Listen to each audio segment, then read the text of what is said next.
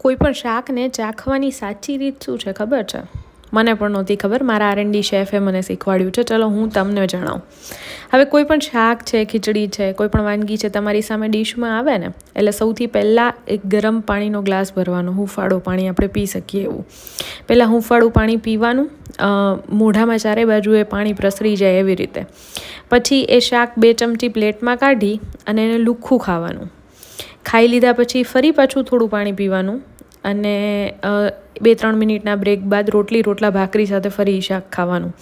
આ જે મેથડ છે ને એ ઘરના લોકો માટે નથી, પણ રેસ્ટોરન્ટ્સ ચલાવતા દરેક વ્યક્તિ માટે છે, જે મારી જેમ ટેસ્ટિંગ કરતા હોય. હું દર અઠવાડિયે એકવાર ચૂલોમાં બધી જ વાનગીઓ આવી જ રીતે ટેસ્ટ કરું છું અને મારા શેફને જરૂરી સલાહ સૂચન આપું છું.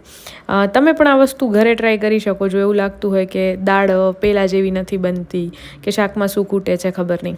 આ મેથડથી એ ફાયદો થાય કે શાકમાં પોતાનો જે ટેસ્ટ હોય ને શાકનો, જેમ કે લસણિયા બટેકામાં બટેકાની એક પોતાની મીઠાશ હોય, લવિંગનો ટેસ્ટ બહુ વધારે નથી આવતો ને કોઈ શાકમાં, મરિયાની તીખાશ પ્રોપર છે કે નહીં, આ બધું તમે આવી જ રીતે જાણી શકો જ્યારે આ મેથડથી તમે ટેસ્ટ કરો.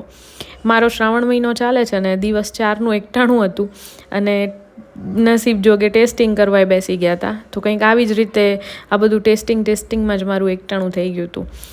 તમે શું જમ્યા મને જણાવજો અને આ ટેસ્ટિંગવાળી વસ્તુ ટ્રાય કરજો. રેસ્ટોરન્ટ ઓનર તો ખાસ. મળીએ નવા વિડીયોમાં.